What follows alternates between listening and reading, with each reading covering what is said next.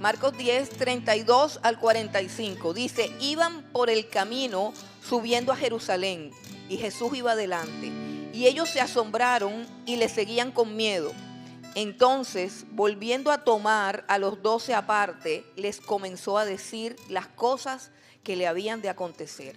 He aquí subimos a Jerusalén, y el Hijo del Hombre será entregado a los principales sacerdotes y a los escribas, y le condenarán a muerte y le entregarán a los gentiles.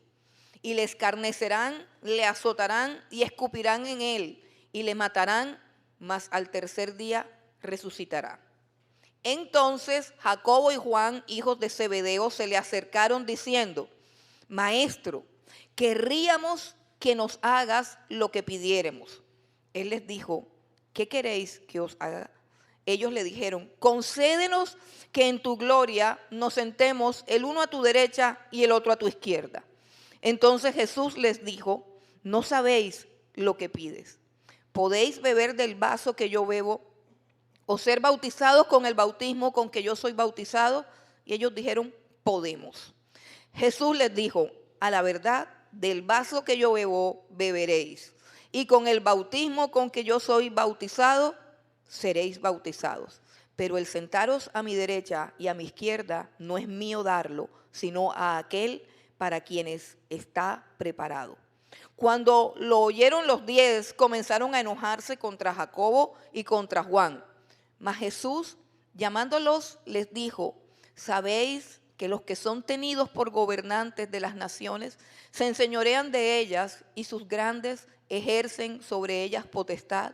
Pero no será así entre vosotros, sino que el que quiera hacerse grande entre vosotros sea vuestro servidor. Y el que de vosotros quiera ser el primero será siervo de todos. Porque el Hijo del Hombre no vino para ser servido, sino para servir y para dar su vida en rescate por muchos. Padre que estás en los cielos, te damos gracias por tu palabra.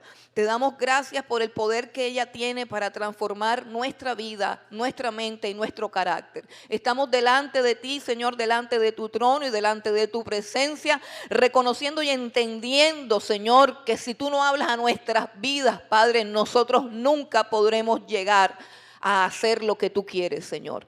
Habla a nuestros corazones en esta hora. Destapa nuestros oídos.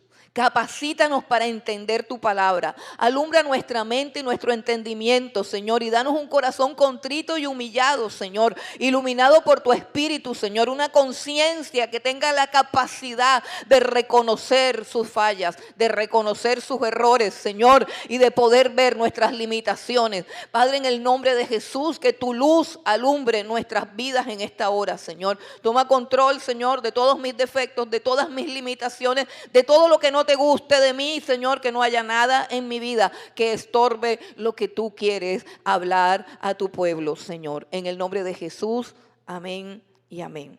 Gloria a Dios. Uno de los problemas más grandes que tenemos como iglesia es una incapacidad para entender cuál es la naturaleza del reino de Dios. Tenemos una incapacidad para entender de qué naturaleza es el reino de Dios. Tenemos una incapacidad para entender cuáles son las implicaciones de seguir a un rey como Jesucristo. Y además de eso, tenemos una fuerte influencia del mundo.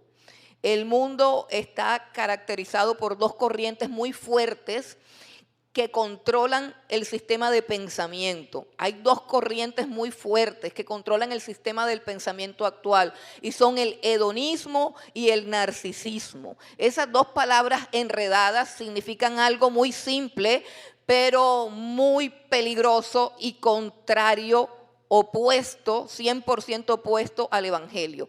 El hedonismo es la búsqueda del placer. El hedonismo es el rechazo del sufrimiento, del dolor, de la incomodidad. Eso es el hedonismo.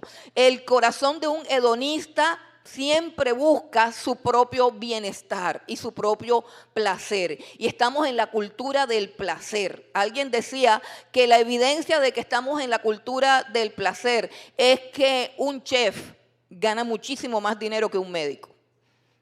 Y así podemos seguir hablando de eso, pero ese no es el tema. Pero el hedonismo marca la mentalidad del momento. Esa es la corriente de este mundo. Recuerden que nosotros antes de conocer a Cristo estábamos muertos en nuestros delitos y pecados y seguíamos la corriente de este mundo. Y hacíamos por naturaleza la voluntad de nuestros pensamientos, la voluntad de nuestra carne. Y éramos igual que los demás, hijos de ira, dice la Escritura. Entonces el hedonismo es la búsqueda del placer. Si algo me produce placer, tiene valor para mí y es importante para mí.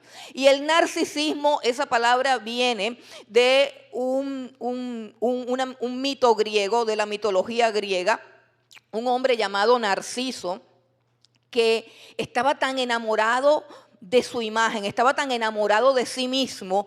Narciso estaba enamoradísimo de sí mismo y llegó un día en que contempló su rostro en un lago, en una laguna, y contempló su rostro y quiso abrazar su rostro porque le pareció tan divino y se ahogó. Eso es el narcisismo. El narcisismo son las personas que están tan llenas de sí mismos, tan enamoradas de su imagen, tan enamoradas de su persona, y todo eso que tiene que ver con el humanismo, que es la corriente diabólica que opera en el mundo y desafortunadamente en la iglesia apóstata, todo eso bombardea nuestras vidas día y noche, día y noche. Eso está en Hollywood, eso está en el internet, eso está en las propagandas, o sea, todo lo que usted oye de lunes a sábado está lleno de hedonismo y de narcisismo. ¿Por qué es que necesitamos venir aquí el domingo? ¿Por qué necesitamos? Porque necesitamos que nos hablen la palabra de Dios. Porque todas esas corrientes son opuestas a la mente de Dios. La mente del mundo y la mente de Dios son enemigas entre sí. Y si yo quiero ser un cristiano de verdad, yo tengo que oír a Dios más que al mundo. Y por eso una tarde o una mañana de servicio delante de la palabra de Dios, exponiendo nuestras mentes a la palabra de Dios, es algo que no se puede negociar. No se puede negociar por ningún dolor de estómago, ni por ningún dolor de cabeza, porque se trata del alma. Se trata del alma que es expuesta a veneno mortal de lunes a sábado. Y viene el domingo y solamente Dios quiere hablar a tu vida por una hora, para que lo escuches. Cuán importante es que tu alma oiga a Dios.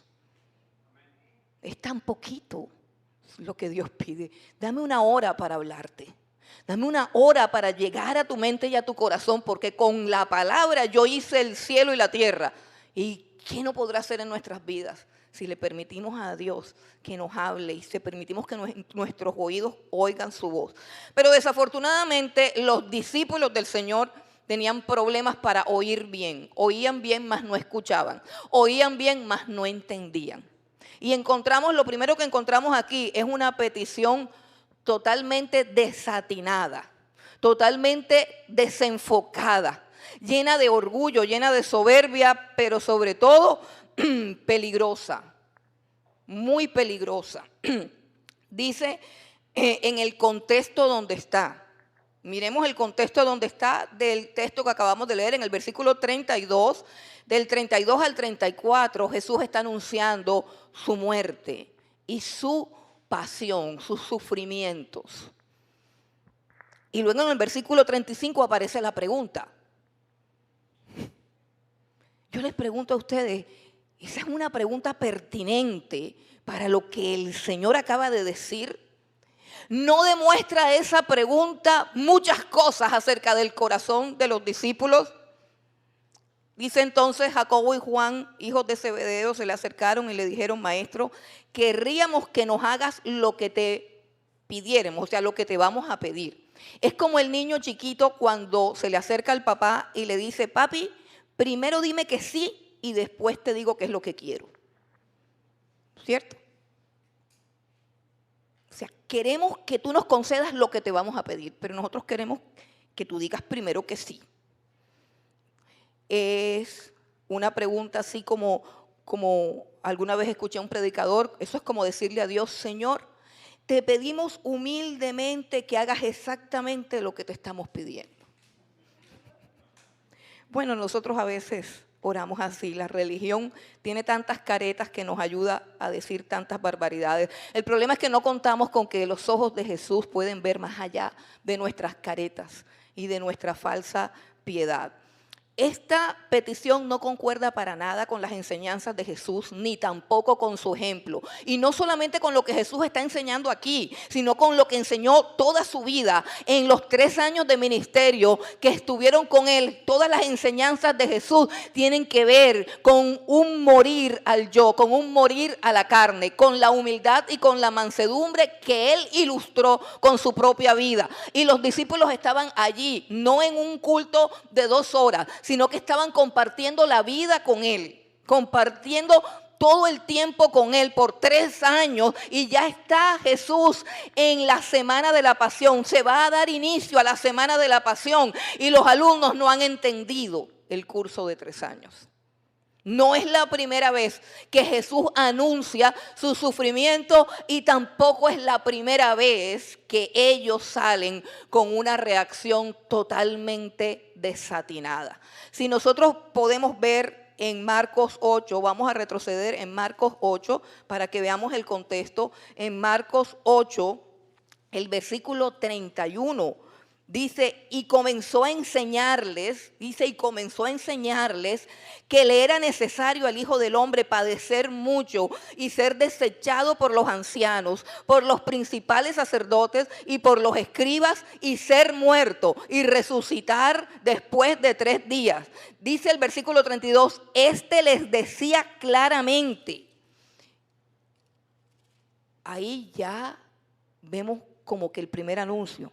Pero vamos también al capítulo 9, el versículo 31. Qué casualidad que ambos son los versículos 31. 9:31 dice, porque enseñaba a sus discípulos y les decía, el Hijo del Hombre será entregado en manos de hombres y le matarán, pero después de muerto resucitará al 3er día. Pero ellos no entendían esta palabra y tenían miedo de preguntarle. Es algo así como no entiendo y tampoco quiero entender. No quiero esa parte de morir y esa parte de la cruz, eso vamos a pasarlo por alto. No es acertada la pregunta después de 3 discursos acerca de su pasión. No es acertada esa pregunta viendo el testimonio, la vida, el ejemplo que él daba. Ahora, Jesús sí había prometido algo que tenía que ver con el reino. O sea, la pregunta no sale de una locura o de una imaginación de sus mentes. Él sí había prometido un reino. Y si vienes conmigo a Mateo capítulo 19, en Mateo capítulo 19, que hay una enseñanza que también es previa a este acontecimiento. Mateo 19, el versículo 28 dice, y Jesús les dijo, de cierto os digo que en la regeneración, cuando el Hijo del Hombre se siente en el trono de su gloria, vosotros que me habéis seguido también os sentaréis sobre 12 tronos para juzgar a las 12 tribus de Israel. Así que ellos ya habían escuchado esto, ¿cierto? Pero esto aparece una vez en medio de un contexto donde él anuncia toda su pasión. Y esto fue lo único que captaron.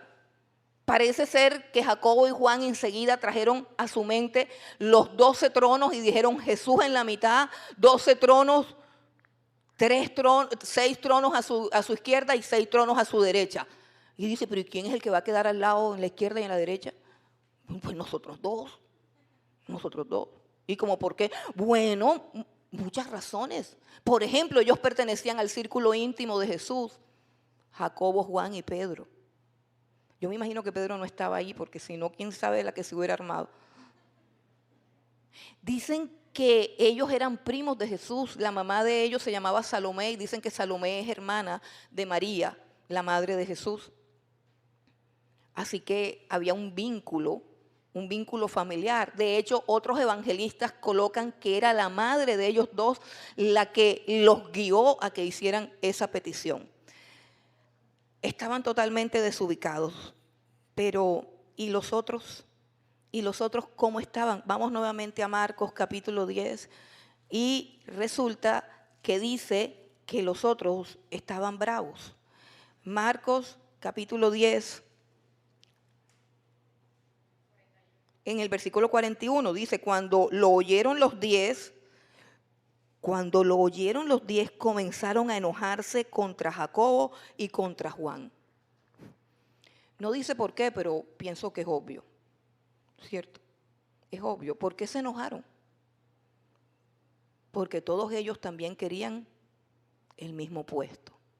Solo que ellos tenían una capacidad que es todavía peor, la capacidad de disimular. ¿Te molestó que te quitaran del puesto? No, para nada. Usted sabe que yo sé trabajar fuera de cámaras. Lo mío no es eso. Pero nunca más lo ve sonreír. Son cosas que pasan en una iglesia por allá del lejano oriente. Eso no pasa aquí. Bueno, entonces ellos estaban peor. Se enojaron porque ellos pensaban que ¿cómo así? No, nos pegaron delante. Ahora, además de eso, ese tema de grandeza lo traían discutiéndolo entre ellos. Fíjense, cuando lo que discutimos, cuando lo que pensamos y cuando lo que hablamos, lo hablamos aparte, porque no queremos que los líderes espirituales se enteren, es porque es que hay algo mal. O sea, todo lo que se calla, todas esas conversaciones que, cállate, ahí viene el Señor, tienen su grado de contaminación. Quiero que vengas conmigo a Marcos 9, retrocede un poquito, en Marcos 9, el versículo 33, mire lo que dice. Y llegó a Capernaum, y cuando estuvo en casa les preguntó, ¿qué disputabais entre vosotros en el camino? Mas ellos callaron, porque en el camino habían disputado entre sí quién había de ser el mayor. Entonces él se sentó y llamó a los 12 y les dijo, si alguno quiere ser el primero, sea el postrero de todos y el servidor de todos. O sea que ese asunto ya lo habían discutido. No es, como dice el dicho, no hay peor ciego que el que no quiere ver. El problema no era que el maestro no servía, sino que el alumno no quiere aprender. Estuvieron por 3 años con Jesús, pero sus mentes todavía funcionaban conforme a las ideologías del mundo y conforme a los deseos de la carne. Y esto nos muestra que no importa la sana doctrina. Escuche bien. No importa la sana doctrina, es necesaria la sana, claro. Nunca se quede en una iglesia donde no haya sana doctrina. Pero el hecho de que estés en una iglesia de sana doctrina no te garantiza que tengas una mente alineada con Dios. No te garantiza que tu corazón no esté torcido. No te garantiza que tengas un enfoque equivocado de la vida. Y no te garantiza que todas tus oraciones van en contra de la voluntad de Dios para tu vida. Y estás en una iglesia de sana doctrina y puedes tener el mejor pastor, Jesucristo. O sea, una sana doctrina ilustrada con un ejemplo coherente, perfecto. El ejemplo de Jesús. Lo que Él enseñaba, Él lo vivía. Lo que Él predicaba, Él lo practicaba delante de todos para ilustrar todos sus sermones. Puso su vida. Enseñanza clara. Maestro idóneo. Pero los alumnos no entendían. Todavía hacen preguntas que muestran que no han entendido. Todavía hacen preguntas que no les interesa claramente la verdad, sino que están regidos por las pasiones que gobiernan sus corazones. Por las preguntas podemos conocer lo que somos, lo que queremos. Qué fácil es estar perdido en medio de la mejor congregación y con el mejor maestro y con el mejor pastor. Porque es que este es un asunto no del intelecto, esto es un asunto del corazón. El intelecto le dice amén a todo, pero el que gobierna nuestra vida es nuestro corazón. Y podemos tener un intelecto regenerado y un corazón rebelde, lleno de orgullo y de soberbia, que solamente espere para ser entronizado, tal cual como latía el corazón de Satanás.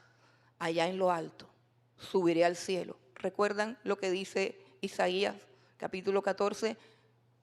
Lucero de la mañana, tú que decías en tu corazón,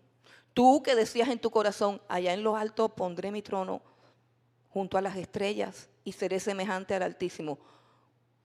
Los corazones que no han sido transformados por la palabra de Dios pueden hablar conforme a la doctrina, pero pueden sentir conforme a Satanás. El deseo de figurar, el deseo de estar por encima de los demás. Ya habían discutido ese asunto y continuaban. Cuando estaba leyendo este pasaje me acordé de un texto sobre el cual predicó alguna vez el pastor Gilberto Serrano en nuestra congregación.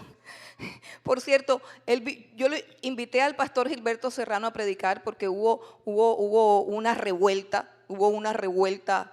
político-religiosa en la congregación, y uno de los ancianos me llamó y me dijo que estaban cansados de que yo pasara todos los domingos dando palos, que el pueblo de Dios estaba abatido, que el pueblo de Dios necesitaba consuelo, que el pueblo de Dios estaba herido y que como yo siguiera dando palos se iban a ir todos y me iban a dejar sola.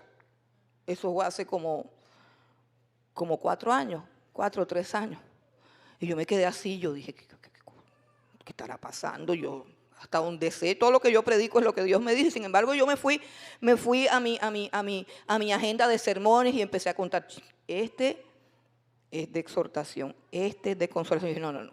Pero de todos modos, Señor, voy a traer a un predicador.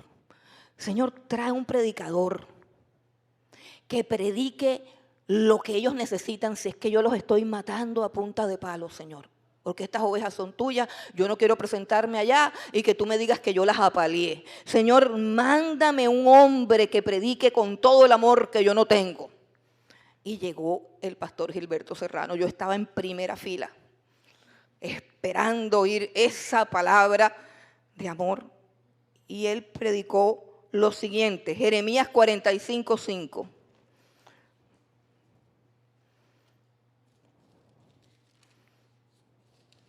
Eso fue tremendo. Jeremías 45:5 dice lo siguiente. Mensaje a Baruc. Primero les digo quién es Baruc. Baruc es el secretario de Jeremías. En ese tiempo todo el pueblo de Israel estaba corrompido, adoraban dioses ajenos y a todos les iba bien, menos a Jeremías, que era el único que no estaba corrompido, junto con Baruc, que era su siervo. Todos eran enemigos de Jeremías. El único amigo fiel que tenía Jeremías, porque hasta la familia de Jeremías le dio la espalda y lo traicionó. Y les estoy compartiendo esto porque fue una experiencia de cómo me consoló Dios. A veces Dios nos consuela de la manera que no imaginamos, porque la mente de Dios no es como la mente de nosotros. Y yo estaba súper preocupada porque me habían acusado de estar ultrajando al pueblo de Dios. Entonces llegan con este mensaje, en este contexto que les estoy diciendo. Baruc es el único hombre que le ha sido fiel a Jeremías. Porque Jeremías se caracterizó por dar palo también. ¿Y por qué daba palo? Pues porque todo el pueblo estaba perdido y que los iba a consentir. ¿Usted qué hace con un hijo malcriado? ¿Lo premia o lo disciplina? Entonces Baruc era el único que era fiel a Jeremías. Y Dios le dijo a Baruc lo siguiente: y tú buscas para ti grandezas, no las busques, porque he aquí que yo traigo mal sobre toda carne, ha dicho el Señor, pero a ti te daré tu vida por botín en todos los lugares a donde fueres. Levanten las manos los que se acuerdan cuando el pastor Gilberto Serrano predicó eso aquí. Yo estaba muerta de la risa, hermano, porque yo dije, ahora les van a dar más duro todavía. Porque es que el camino de la gloria es el camino de la cruz. Para que tengas la corona allá en el trono te tienen que poner primero la de espinas. Y nadie puede buscarse otro camino. No hay un atajo para llegar al Señor, no lo hay. Es por el camino por donde Él mismo caminó, por el camino donde Él dejó sus pisadas. Pero pensemos también en este pasaje, pensemos en Jesús por un momentico. No pensemos solamente en el corazón hedonista y narcisista de estos 12 apóstoles. Pensemos también en Jesús. ¿Qué pudo haber sentido el Señor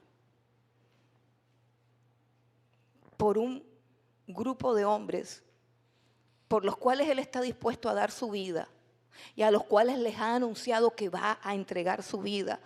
Y ellos dos solamente le están preguntando, todos le están preguntando, que si lo pueden poner en el reino a su derecha o a su izquierda. Están preocupados solamente por los puestos, solamente por los puestos. Entonces Jesús, que es perfecto en su carácter, que es perfecto en su santidad, reacciona con una ternura, hermanos, reacciona con una mansedumbre ante una bofetada de esto. O sea, les estoy diciendo que me van a escupir, les estoy diciendo que me van a azotar, les estoy diciendo que me van a traicionar, les estoy diciendo que me van a traspasar, les estoy diciendo que me van a crucificar y ustedes me están preguntando que cuál es el puesto en que los voy a exaltar.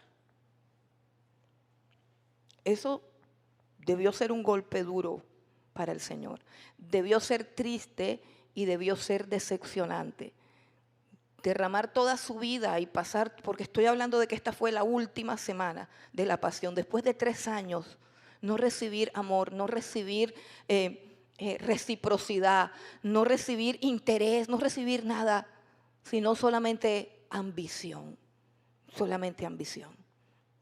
Fue muy triste, pero el Señor Dios en su santidad y en la perfección de su carácter, repito, reacciona con una ternura y le va a hacer una aclaración muy necesaria y muy importante. Vamos nuevamente al capítulo 10. Tengo una Biblia diferente donde trabajo y entonces se me confunde. Es que estoy en Mateo, me van a disculpar, estoy perdida yo también. Es Marcos capítulo 10. Entonces, dice el Señor Jesús. Primero le dice, versículo 38, ustedes no saben lo que están pidiendo. Ustedes no saben lo que están pidiendo. Primera cosa, ¿pueden beber del vaso que yo bebo o ser bautizados con el bautismo con que yo soy bautizado? Quiero decirles que ellos no han visto todavía a Jesús morir. No lo han visto azotado, no lo han visto humillado. Y por la pregunta que hacen, no han visualizado el cuadro que Él les ha presentado de sus sufrimientos. Pero aún así contestan de una manera rápida y loca, sí podemos, nos podemos tomar tu copa. Había también en ellos una autoconfianza falsa. La misma que hubo en Pedro cuando dijo, Señor, aunque todos se escandalicen de ti, yo nunca me escandalizaré de ti, yo no te negaré, yo estoy dispuesto a morir por ti. Y lo negó esa misma noche, en la misma madrugada. Usted sabe lo que pasó con estos discípulos que dijeron, sí podemos. Cuando vinieron por Jesús, todos huyeron. La Biblia dice que todos salieron corriendo. Los que rápidamente dijeron, sí podemos. Pero quiero comenzar, no en este mismo orden, sino vamos a comenzar de lo que está más por encima. Dijeron, sí podemos. Luego hablamos de eso.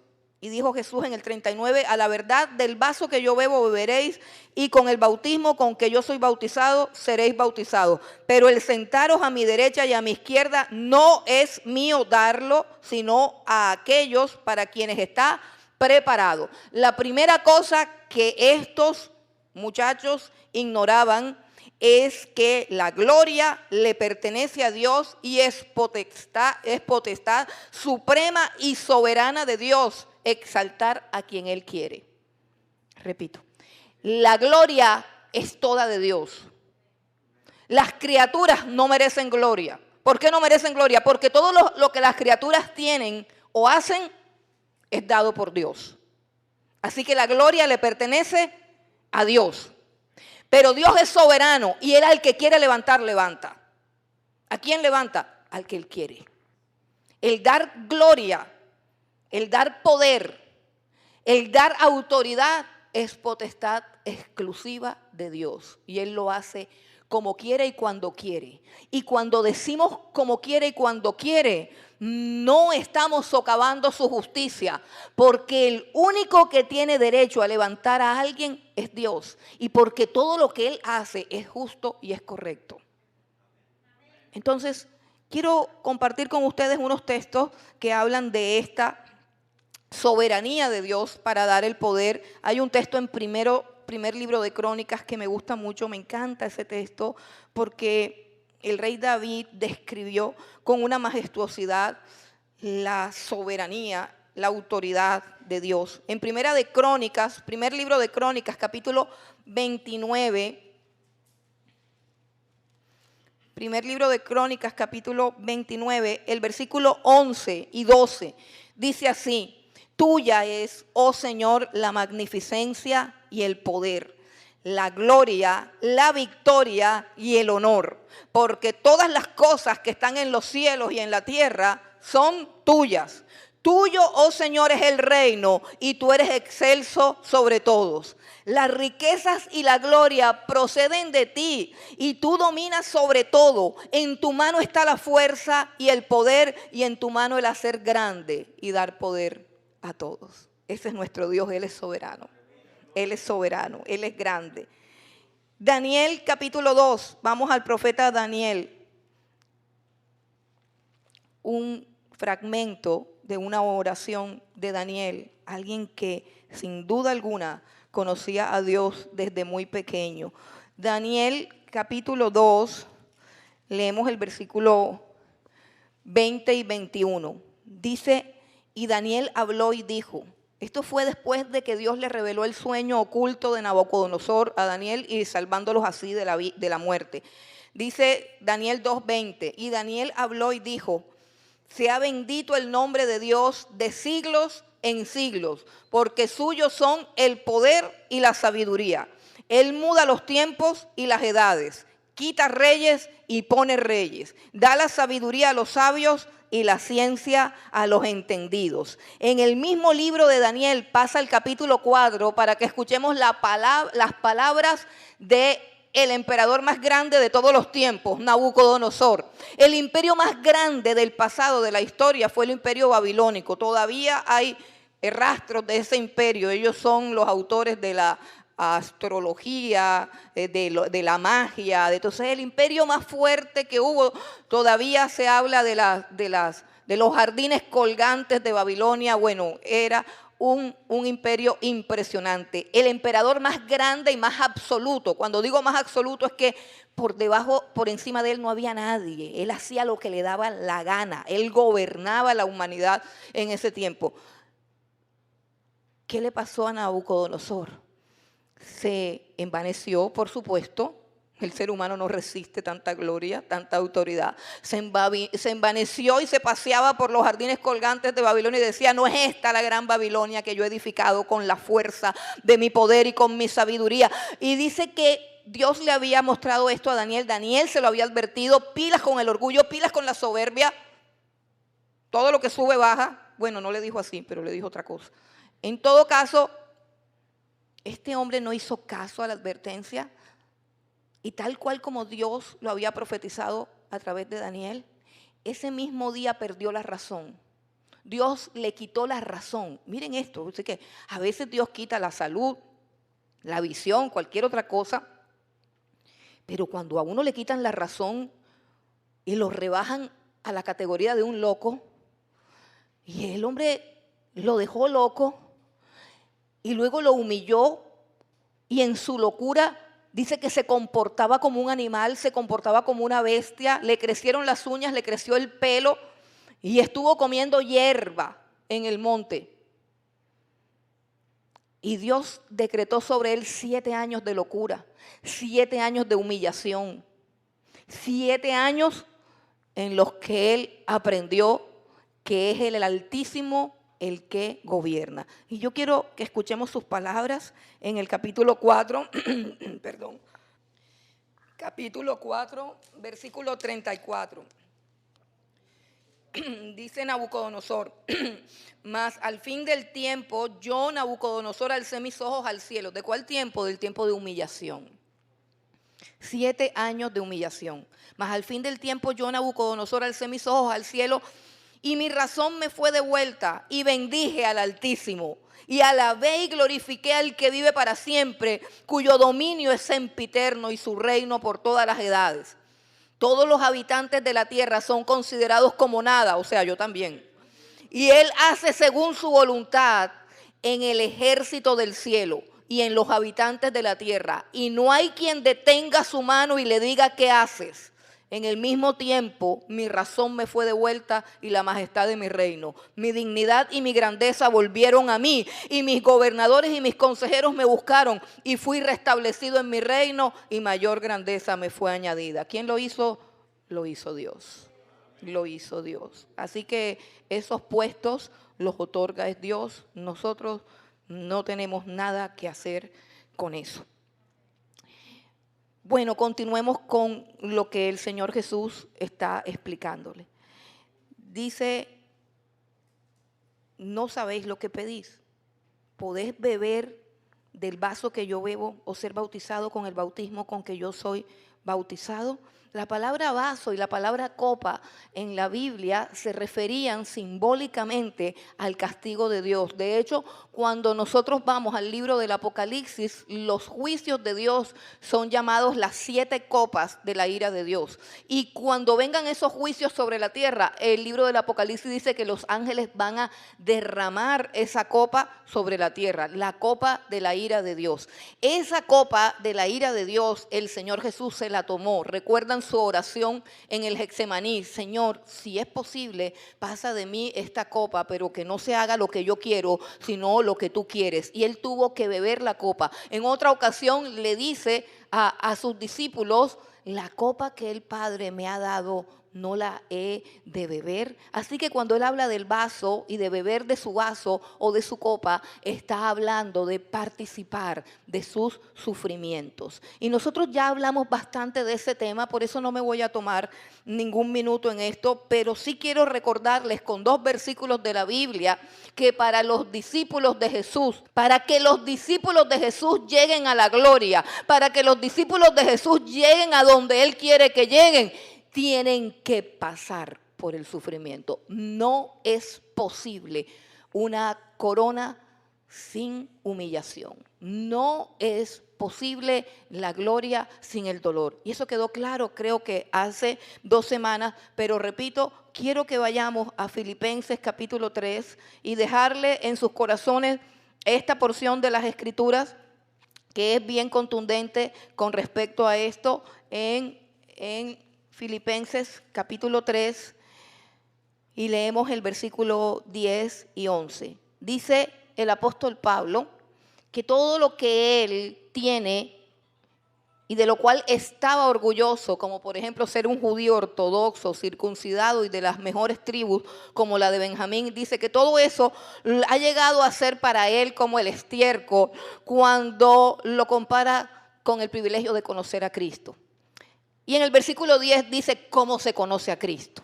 ¿Cómo se conoce a Cristo? Dice el versículo 10, a fin de conocerle y el poder de su resurrección y la participación de sus padecimientos, llegando a ser semejante a él en su muerte, si en alguna manera llegase a la resurrección de entre los muertos. ¿Cuántos aquí creen que van a resucitar de entre los muertos? Bueno, para que puedas resucitar de entre los muertos, tienes que experimentar los padecimientos de Cristo. Mire que lo está diciendo aquí la Biblia. Perdónenme por las malas noticias. A fin de conocerse y el poder de su resurrección y la participación de sus padecimientos, llegando a ser semejante a Él en su muerte. Recuerden que esta serie tiene que ver con el crecimiento.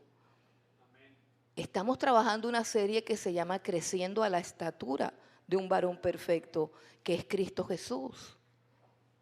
¿Y cómo vas a crecer a la estatura de Jesús si tú no lo conoces? Y la Biblia te dice, ¿y cómo lo vas a conocer si no has sufrido lo que Él ha sufrido? Si no has pasado por el dolor como Él ha pasado. ¿Y cómo vas a resucitar si primero no mueres? Y no está hablando de la muerte física, sino que está hablando de la muerte del ego, de la muerte del yo, de la muerte de la egolatría, del egocentrismo, de la soberbia, del orgullo, de la altivez, del creer que te mereces el mejor puesto porque eres mejor que los demás. De eso tenemos que morir para poder resucitar, para poder resucitar. Bueno, y quiero darte otro texto que está en Romanos hacia atrás. Vamos a Romanos capítulo 8. Romanos capítulo 8, versículo 17. Dice que somos hijos de Dios. Dice, y si hijos también herederos, herederos de Dios y coherederos con Cristo, si es que padecemos juntamente con Él, para que juntamente con Él seamos glorificados. Si no hay padecimiento, no hay gloria. Si no hay padecimiento, no hay herencia. Si no hay padecimiento, no eres hijo de Dios. No eres hijo de Dios, porque Dios al que ama, disciplina. Bueno, pero ese no es el tema central de nuestra enseñanza, así que regresemos a Marcos capítulo 10 y vamos al tema central, cómo ser grande, cómo ser grande. El título de este sermón es, Señor, yo quiero ser grande. ¿Cuántos quieren ser grandes? Ah, ese amén sí sonó, ese sonó más fuerte, ahí sí ya, bueno, sí, gloria a Dios. Bueno, de eso es que vamos a hablar hoy, de cómo ser grande. Dice el versículo 42, aquí viene la enseñanza, ahora sí. Mas Jesús, llamándolos, les dijo, sabéis que los que son tenidos por gobernantes de las naciones se enseñorean de ellos y sus grandes ejercen sobre ellos potestad. Pero no será así entre vosotros, sino que el que quiera hacerse grande entre vosotros será vuestro servidor. Y el que de vosotros quiera ser el primero será siervo de todos. Porque el Hijo del Hombre no vino para ser servido, sino para servir y dar su vida en rescate por muchos. El camino de la grandeza en el reino de Dios es totalmente opuesto al camino de la grandeza en este mundo y al camino de la grandeza en mi mente y en mi corazón. No es como yo lo pienso, ni siquiera es como yo lo imagino, no es ni siquiera como yo lo deseo. El camino de la grandeza es el camino del servicio, es el camino de la humillación, es todo lo contrario. En el mundo, la grandeza de un ser humano se mide por la cantidad de personas que él tiene a su servicio, por la cantidad de personas de las cuales se puede enseñorear. Pero ¿y por qué es así en el mundo? Hermanos, porque el sentido de autoridad fue destruido cuando el hombre le entregó la autoridad a Satanás. Ven conmigo a Génesis capítulo 3. Génesis capítulo 3. ¿Dios hizo primero al hombre o a la mujer? Hizo primero al hombre y después hizo a la mujer. ¿Qué implicaba eso? ¿Había autoridad del hombre sobre la mujer, sí o no? Bueno, eso era así. Sí, eso era así. Y si eso era así, entonces, ¿por qué acá en Génesis 3, cuando Dios da un juicio sobre el pecado, juicio que debe caer sobre los culpables, ¿cierto? Primero sobre la serpiente y luego sobre Adán y Eva. Pero a la mujer le dice, versículo 16, Génesis 3, 16, multiplicaré en gran manera los dolores de tus preñeces, con dolor darás a luz tus hijos, y tu deseo será para tu marido, y él se enseñoreará de ti. Ay, ¿no se supone que eso era así? No era así, no era así. ¿Por qué? Porque Adán no había caído, y Adán sí entendía que autoridad era servicio. Adán entendía que él tenía que responder por el bienestar de la mujer. que él estaba a cargo. Adán entendía que la tenía que cuidar, que la tenía que amar, que la tenía que respetar, que la tenía que honrar. Y cuando le dijeron autoridad es servir. Yo vivo para esta mujer. Pero cuando se tragó lo que se tragó, dijo, ahora yo me enseñoreo de esta mujer. Y lo peor es que a Eva le pasó lo mismo, porque ahí dice, tu deseo será para tu marido. ¿Sabe qué significa eso? Rápidamente significa que nosotras vamos a vivir con un deseo enfermizo de dominar al marido. No, a ver, todas las mujeres no quieren, lo que pasa es que cada una tiene su estilo, pero todas quieren dominar al marido. A unas la quieren dominar llorando, otras lo quieren dominar gritando, otras cantaleteando, otras manipulando. Tú no me quieres. Pero eso es una maldición. Escucha, que tú te quieras enseñorear de las personas que están debajo de ti es una maldición. Es una corrupción del concepto de la autoridad. Y que tú quieras gobernar a tu marido también estás mal. Ese es el principio satánico que hierve en el corazón del ser humano caído. Quiere mandar y que nadie lo mande. Pero el Señor Jesús dice, eso es así en el mundo. Vamos nuevamente a Marcos. Dice el Señor Jesús, eso es así en el mundo. Pero dice con autoridad, no será así entre ustedes. No será así entre ustedes. ¿Y qué dice Jesús? Yo no quiero que en mi iglesia la gente crea que el más grande es el que más manda, o es el que está adelante, o es el que ordena. Yo no quiero que en mi iglesia nadie se enseñoree de nadie. Yo no quiero que en mi iglesia vengan los mismos principios mundanos. Eso es lo que dice Jesús. Le está diciendo, entre ustedes no es así. O sea, ustedes que son los que van a fundar mi iglesia están equivocados. Ustedes que son los que van a administrar mi iglesia están equivocados. Tienen la misma lucha del poder de los hombres que no han sido redimidos. Eso no es lo que yo quiero, dice el Señor. ¿Qué es entonces lo que yo quiero? Dice Jesús. El problema, dice Jesús, no es que quieras ser grande. El problema es el método con el que te quieres hacer grande. Jesús, óigase bien, Jesús no los regañó por querer ser grandes. Ven conmigo y escúchalo bien. Dice el versículo 43, pero no será, Marcos 10, 43, pero no será así entre vosotros, sino que el que quiera hacerse grande, dice Jesús, si alguien quiere hacerse grande, no hay problema. ¿Hay problema con que quiera ser grande? Dice Jesús, no hay problema. Fuimos creados por Dios a su imagen para ser grandes, para ser grandes. El problema es que el método está equivocado, el camino está corrompido, la forma está errada, la perspectiva, el enfoque, la visión. 43 dice, pero no será así entre vosotros, sino que el que quiera hacerse grande entre vosotros será vuestro servidor. Si quieres, muy bien, entonces hazte un servidor. Y el que de vosotros quiera ser el primero será siervo de todos. Quiero decirte algo bien lindo de estos dos versículos, 43 y 44, míralos bien. Primero dice, el que quiera ser grande entre vosotros será vuestro servidor. La palabra que aparece ahí es diáconos, un servidor, un diácono. Y se usaba de las personas que servían, es decir, de una persona que trabajaba en un restaurante y era el mesero del restaurante, de una persona a la que le pagaban un sueldo, pero que hacía los trabajos más humildes, o sea, los trabajos del servicio, los trabajos sucios. A eso se les llamaba diáconos, servidores. Pero él añade algo más en el siguiente versículo.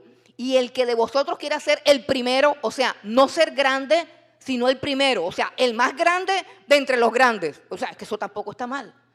Dice, será siervo de todos. Y ya no aparece la palabra diáconos, sino que aparece el griego doulos, que significa esclavo. Doulos. No es la misma palabra. No fue un juego de palabras. Si quieres ser grande, debes ser un servidor. Pero si quieres ser el más grande, tienes que ser un esclavo, un doulos. El doulos era los esclavos. Los esclavos no les pagaban sueldo, les daban apenas una tacita con un engrudo para que comieran y siguieran viviendo, y les sacaban todas las fuerzas hasta que finalmente morían. Y los tiraban por allá en una poza. Eso era un esclavo. Y está diciendo Jesús que tú debes ir en ese camino. Y esa expresión de Jesús, esos dos versículos, tienen como el mismo orden descendente que hay en Filipenses capítulo 2. Ven conmigo a Filipenses capítulo 2, el mismo orden descendente. O sea, quieres ir creciendo. Bueno, mira bien hacia dónde estás creciendo. Vamos a Filipenses capítulo 2. Versículo 5 al 7 dice: haya pues en vosotros este sentir que hubo también en Cristo Jesús, el cual siendo en forma de Dios, ahí está Jesús en su posición, ¿en forma de qué? Dios. Jesús, el Hijo de Dios, era Dios, es Dios, estaba con Dios. Dice, el cual siendo en forma de Dios, no estimó el ser igual a Dios como cosa a que aferrarse, sino que se despojó a sí mismo tomando forma de siervo, descendió a la forma de siervo, hecho semejante a los hombres, y estando en la condición de hombre, se humilló a sí mismo, descendió aún más. Se humilló a sí mismo, haciéndose obediente hasta la muerte y muerte de cruz. Fue descendiendo gradualmente. De hijo de Dios pasa a ser el hijo del hombre.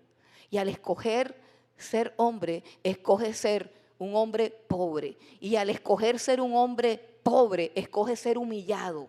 Humillado frente a Satanás, humillado frente a los hombres, humillado frente a las autoridades que él mismo estableció, porque él es Dios. Y escoge morir, pero no morir dignamente, sino morir de la muerte más humillante y más vergonzosa del momento, que era la muerte de cruz. Entonces, es el mismo orden descendente. ¿Quieres ser grande? Hazte un servidor. ¿Quieres ser el más grande? Hazte un doulos, hazte un esclavo. Esto no son cargos que encuentres en la iglesia, son actitudes que tú tomas. Son actitudes que tú tomas.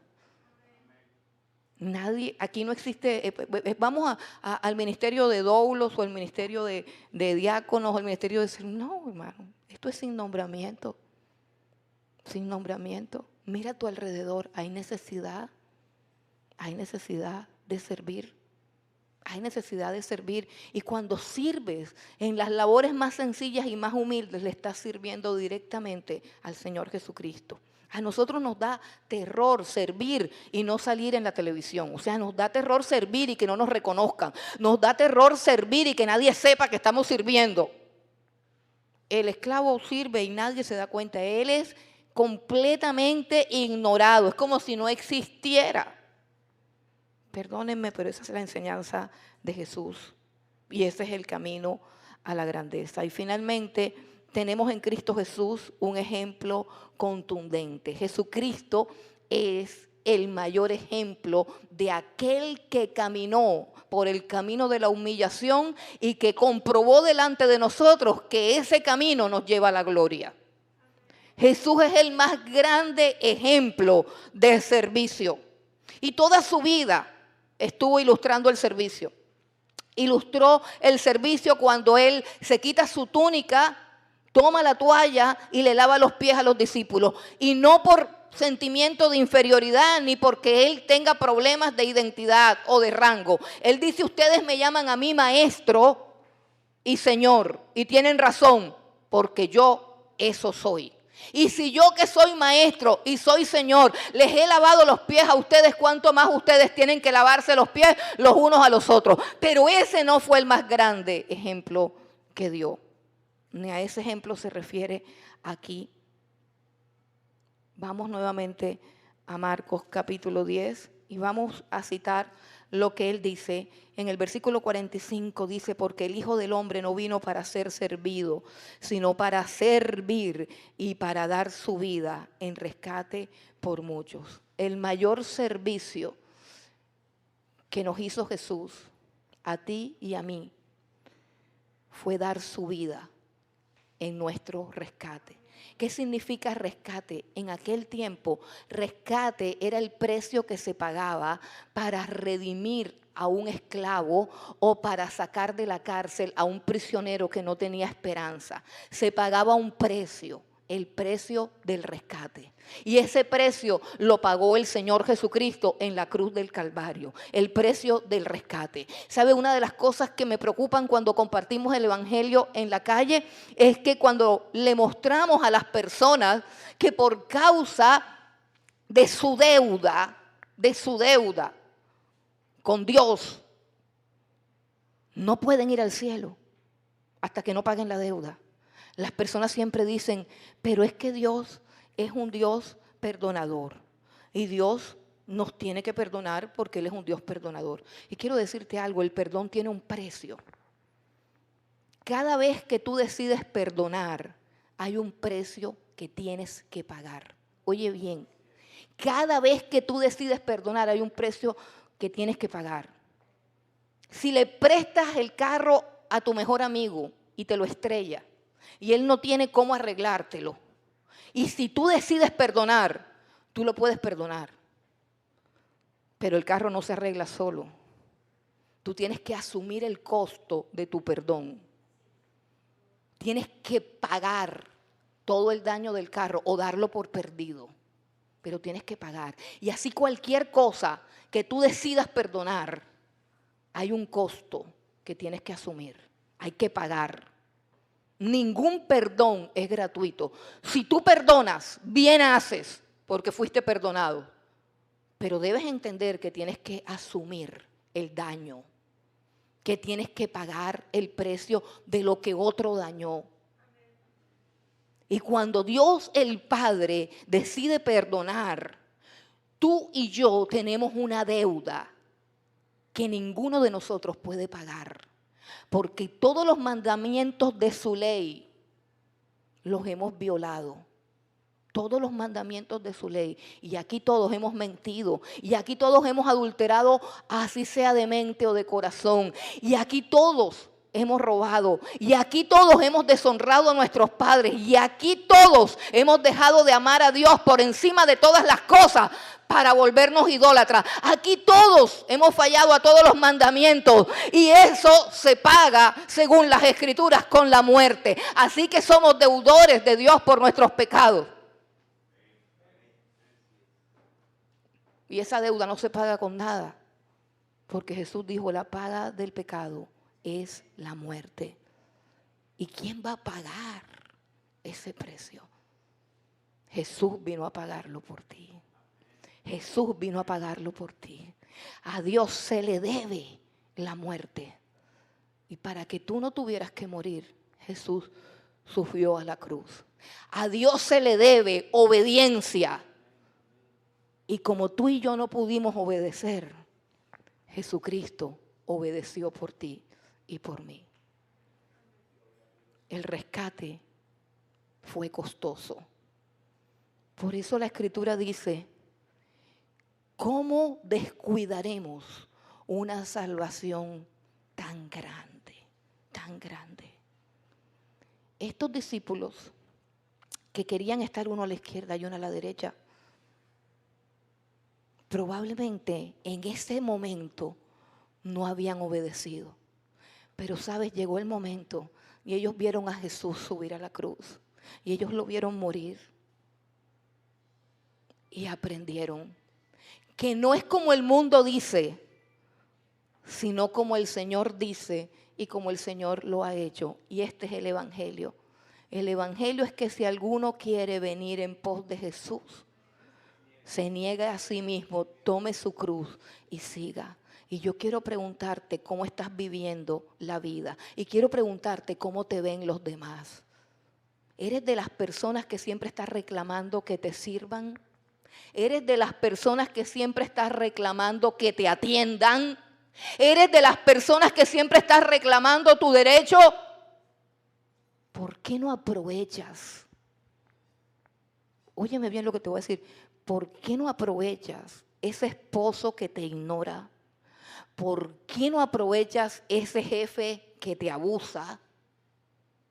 ¿Por qué no aprovechas a la gente que no te quiere para morir como Jesús murió por ti y por mí, que tampoco lo queríamos?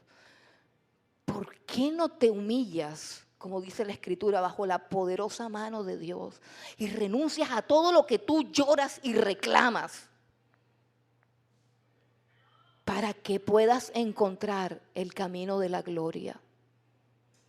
Para que puedas encontrar el camino del Señor. Piensa en lo que te estoy diciendo. No seas como cuando Jacobo y Juan no habían entendido. Porque delante de sus ojos Cristo fue crucificado y también delante de los nuestros.